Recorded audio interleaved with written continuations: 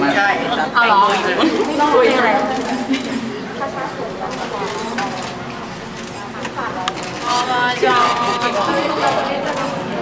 ตายแล้ว